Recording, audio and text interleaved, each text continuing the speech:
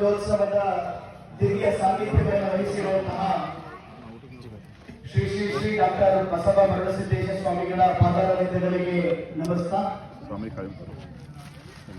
ಇವತ್ತು ಕಾರ್ಯಕ್ರಮದ ವೇದಿಕೆಯಲ್ಲಿರುವಂತಹ ಊರಿನ ಎಲ್ಲ ಗಣ್ಯರೇ,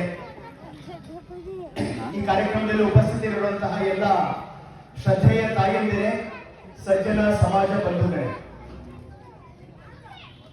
ಇವತ್ತು ಇಡೀ ದೇಶದಲ್ಲಿ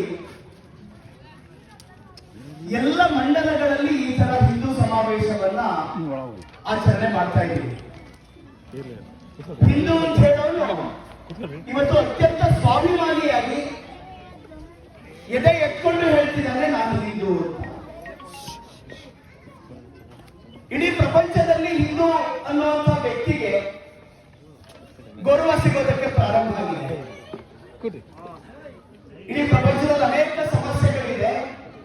ಎಲ್ಲ ಸಮಸ್ಯೆಗಳಿಗೂ ಪರಿಹಾರ ಎಲ್ಲಿ ಸಿಗತ್ತೆ ಅಂತ ಹೇಳಿದ್ರೆ, ಭಾರತದಲ್ಲಿರುವಂತಹ ಹಿಂದೂ ಸಮಾಜ ಯಾವ ಮೌಲ್ಯಗಳನ್ನು ಇಟ್ಕೊಂಡು ಜೀವನ ಮಾಡ್ತಿದ್ಯೋ ಆ ಮೌಲ್ಯಗಳಿಂದ ಜಗತ್ತಿನಲ್ಲಿ ಎಲ್ಲ ಸಮಸ್ಯೆ ಪರಿಹಾರ ಸಿಗತ್ತೆ ಅಂತ ನಾವು ಹೇಳ್ತಿರೋದಲ್ಲ, ಜಗತ್ತು ಹೇಳೋದಕ್ಕೆ ಪ್ರಾರಂಭ ಆಗಿದೆ.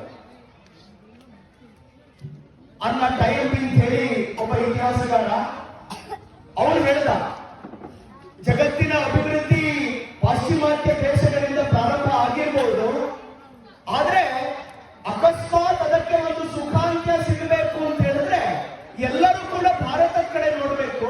ಅವಾಗ ಮಾತ್ರ ಜಗತ್ತಲ್ಲಿ ಸುಖ, ನೆಮ್ಮದಿ, ಶಾಂತಿ ನೆಲೆಸೋದಕ್ಕೆ ಸಾಧ್ಯ ಅಂತ ಅವ್ರು ಹೇಳ್ತಾನೆ.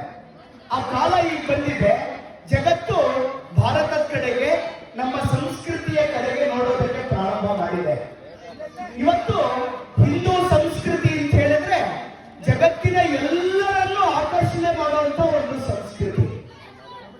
ನಾವು ಹೀಗೆ ಇದ್ರೆ ಅನೇಕ ವರ್ಷಗಳ ಕಾಲ ಈ ಸಂಸ್ಕೃತಿಯನ್ನ ಅಚ್ಚುಕಟ್ಟಾಗಿ ನಡೆಸ್ಕೊಂಡು ಬಂದಿರುವಂಥದ್ದು ನಮ್ಮ ಹಿರಿಯರು, ನಮ್ಮ ಪೂರ್ವಿಕರು.